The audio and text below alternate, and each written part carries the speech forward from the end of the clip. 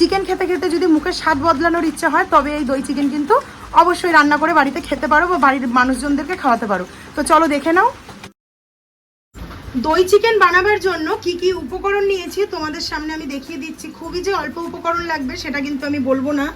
প্রথমেই দই চিকেনের জন্য এখানে হাড়যুক্ত চিকেন নিয়েছি 700 গ্রাম। এখানে দই নিয়েছি দেখো 1 কাপ। এই দইটাকে কিন্তু ভীষণ ভালো করে ফেটিয়ে নিতে হবে। মাংসটা রান্না করার জন্য এখানে আমি রিফাইন তেল ব্যবহার করব, তোমরাও কিন্তু অবশ্যই এখানে রিফাইন তেলটাই ব্যবহার করো। লাগছে এখানে চিলি ফ্লেক্স। আমি নানান ধরনের রান্নার রেসিপি দেখাই বলে কিন্তু এই চিলি ফ্লেক্সটা আনা ছিল, তাই জন্য আমি ব্যবহার করব। তোমরা চাইলে কিন্তু বাড়ির শুকনো লঙ্কাকে একটু কুটে নিয়েও দিতে পারো। এখানে আমি ভেজে রেখেছিলাম জিরের গুঁড়ো, তো রান্নায় ব্যবহার করতে করতে আর এইটুকুই আছে। লাগছে ভাজা জিরের গুঁড়ো, স্বাদের জন্য তো লবণ অবশ্যই প্রয়োজন। লাগবে এখানে একদম অল্প পরিমাণে ধনের গুঁড়ো। এখানে আমি রান্নার সময় তোমাদেরকে সমস্ত পরিমাপটা কিন্তু জানিয়ে দেব। নিয়েছি এখানে গোলমরিচ গুঁড়ো। ফোড়নের জন্য লাগবে এখানে 2টো শুকনো লঙ্কা, আর লাগবে গোটা গরম মশলা। এখানে আমি নিয়েছি 25 গ্রাম কাজু বাদাম কে জলে ভিজিয়ে রেখেছি যাতে বাটার সময় পেস্টটা খুব সুন্দর হয়। এখানে আমি নিয়েছি 1 মুঠো ধনেপাতা। এখানে নিয়েছি বেশ খানিকটা কাঁচা লঙ্কা, যেহেতু দেখতে সাদা হবে ঝালটাও প্রয়োজন মাংসের ক্ষেত্রে, সেই কারণে আমি এখানে কাঁচা লঙ্কা বাটা ব্যবহার করব। নিয়েছি এখানে বড় চামচের 1 চামচ কসুরি মেথি। এখানে লাগছে রসুন, একটা গোটা রসুনকে আমি ছাড়িয়ে রেখেছি, বেটে নেব। লাগছে 2 ইঞ্চি একটা আদার কুচি, আর এখানে রয়েছে মাঝারি সাইজের 4টে পেঁয়াজ, সেটাকেও আমি কুচি করে রেখেছি। তো সমস্ত উপকরণ তোমাদেরকে দেখিয়ে দিলাম, এবার চলো রান্নার প্রসেসে যাওয়া যাক। এখানে দেখো কাঁচা লঙ্কা, কাজু বাদাম, রসুন আর আদা নিয়ে চলে এসেছি। শিলে বেটে নেবো, তোমরা কিন্তু মিক্সারেও বাটতে পারো। অল্প অল্প করে জল দিয়ে কাজু বাদামের পেস্টটা খুব সুন্দর করে নেব। কাজু বাদামটা দেখো কত সুন্দর মিহি একটা পেস্ট করে নিয়েছি। এবার কাজু বাদামটা আমি আরেকটা আলাদা বাটিতে তুলে নেব। বাইরে প্রচন্ড পরিমাণে বৃষ্টি হচ্ছে, ওই জন্য আমার আজকের ভিডিওতে কিন্তু তোমরা একটু আওয়াজ পেতে পারো, তো সেটাকে কিন্তু একটু অ্যাডজাস্ট করে নিও। খুব সুন্দর বৃষ্টি হচ্ছে, অনেক গরমের পরে একটু স্বস্তির বৃষ্টি। এবার আমি বেটে নেব গোটা একটা রসুন। তোমরা দেখতেই পাচ্ছ কতটা কোয়ান্টিটিতে আমি দিয়েছি, এরকম কোয়ান্টিটি কিন্তু তোমরা নিয়ে নেবে। আমি একটা বড় সাইজের গোটা রসুন ব্যবহার করেছি। তো চলো এবার রসুনটাকে খুব মিহি পেস্ট করে নিই। রসুনটাও আমার এখানে বাটা হয়ে গেছে, রসুনটা তুলে নেব। নিয়ে নিয়েছি 2 ইঞ্চি আদার কুচি, সেটাকেও খুব মিহি পেস্ট করে বেটে নেব। আদাটাও এখানে সুন্দর করে বাটা হয়ে গেছে, আদাটাও আমি আলাদা একটা বাটিতে তুলে নেব। সব শেষে বেটে নেব লঙ্কা। মোট এখানে 11টা লঙ্কা নিয়েছি। ঝালটা কিন্তু অবশ্যই তোমরা তোমাদের স্বাদ ওয়াইজ দেবে, সেখানে কম বেশি অবশ্যই করে নিতে পারো। তো কাঁচা লঙ্কাটাও বেটে নেবো এবার একদম মিহি করে। কাঁচা লঙ্কাটাও দেখো এখানে কত সুন্দর মিহি পেস্ট করে নিয়েছি। এবার কাঁচা লঙ্কাটা তুলে নেব। এখানে কোনো রকম লঙ্কার গুঁড়ো ব্যবহার করব না বলেই কিন্তু আমি এতটা পরিমাণ কাঁচা লঙ্কা বাটা ব্যবহার করব।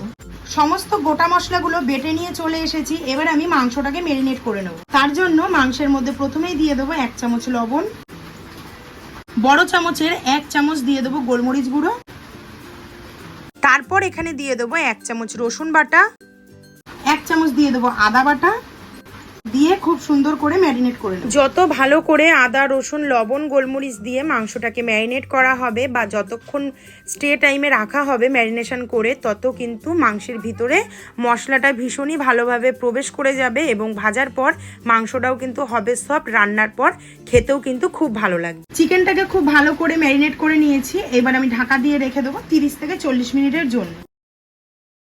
দই চিকেন বানাবার জন্য প্রথমে কড়াইতে দিয়ে দেবো 1 চামচ কসুরি মেথি। সেটাকে খুব ভালো করে নাড়াচাড়া করে ড্রাই রোস্ট করে নেব। কসুরি মেথিটা নামিয়ে নিয়েছি। এইবার দিয়ে দেবো বেশ খানিকটা তেল। বেশি করে তেল দিলাম, তার একটাই কারণ চিকেন গুলো যেহেতু আমি এখানে ভাজবো সেই জন্য। তো তেলটা গরম করে ফিরে আসছে। তেলটা ভালোভাবে গরম হয়ে গেছে। এবার আমি চিকেন গুলো ভেজে নেব, যেটা ম্যারিনেট করে রেখেছিলাম।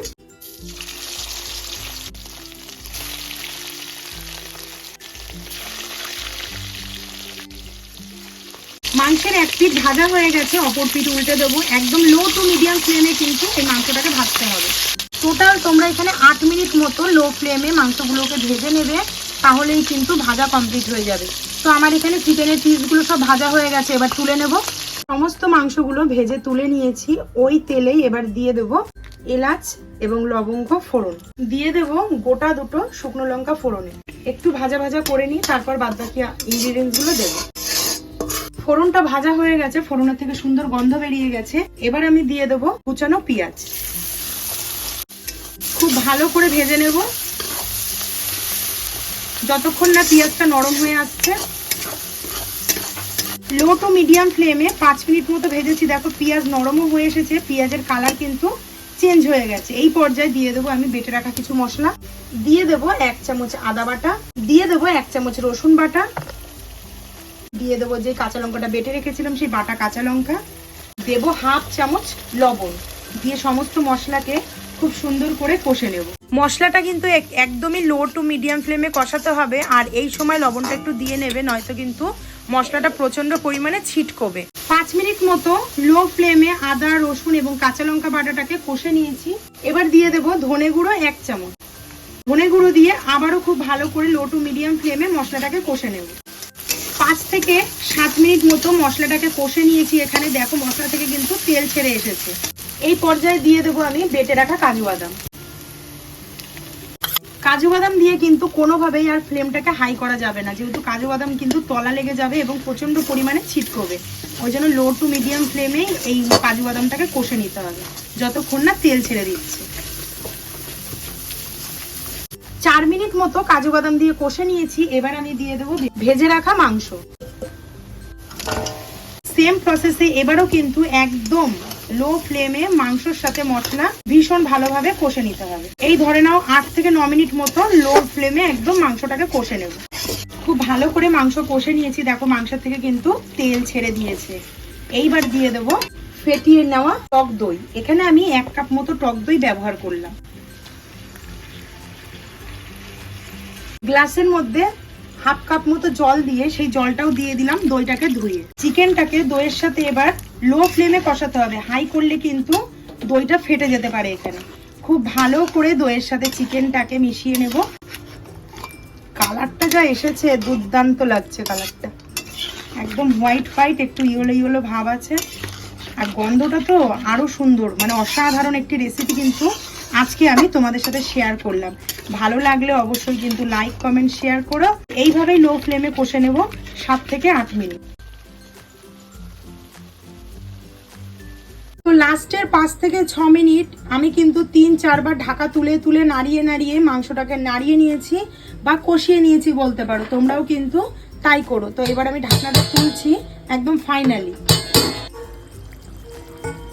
ঢাকা দিয়ে রান্না করেছি বলে কতটা জল ছেড়েছে মাংসের থেকে তোমরা দেখেই বুঝতে পারছো। আর এই দেখো মশলাগুলো যেহেতু এখানে কাজু বাদাম এবং দই দেওয়া, নিচে কিন্তু আটকে যাচ্ছে। তো এইভাবে কিন্তু একটু নাড়িয়ে নিতে হবে, তাহলে মাংসটা প্রপারভাবে সেদ্ধ হয়ে যাবে। তো আমি কিন্তু এখানে এতটুকুই গ্রেভি রাখবো। এইবার আমি বেশ কিছু মশলা এখানে ব্যবহার করব। এখানে দেখো টক টক ভাবটাকে কাটানোর জন্য এখানে 2-4 দানা চিনি আমি ব্যবহার করছি। এটা একদমই কিন্তু অপশনাল, আমি পছন্দ করি বলে দিলাম, তোমরা চাইলে দিতেও পারো নাও দিতে পারো। দিয়ে দেবো অল্প করে চিলি ফ্লেক্স, এটাও অপশনাল, আমি দেখতে ভালো লাগবে বলে দিচ্ছি, একদম অল্প পরিমাণে দিলাম। দিয়ে দেবো একদম অল্প একটু ধনেপাতা কুচি, এই ধরো বড় চামচির 1 চামচি। কাসুরি মেথিটা ভেজে নিয়েছিলাম, সেটাকেই গুঁড়ো করে নিয়েছি, উপর থেকে দিয়ে দেবো কাসুরি মেথি। এবার খুব ভালো করে একটু নাড়িয়ে নেব।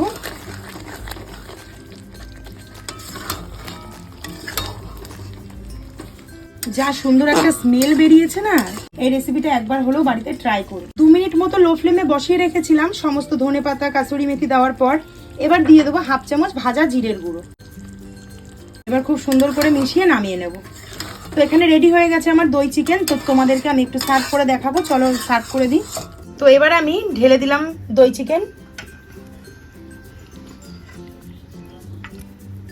ব্যাস, আমরা এটা বিরিয়ানির সাথে সার্ভ করেছিলাম, ভালোই লেগেছিল, কিন্তু সব থেকে বেশি ভালো যাবে রুটি লুচি এবং পরোটার সাথে।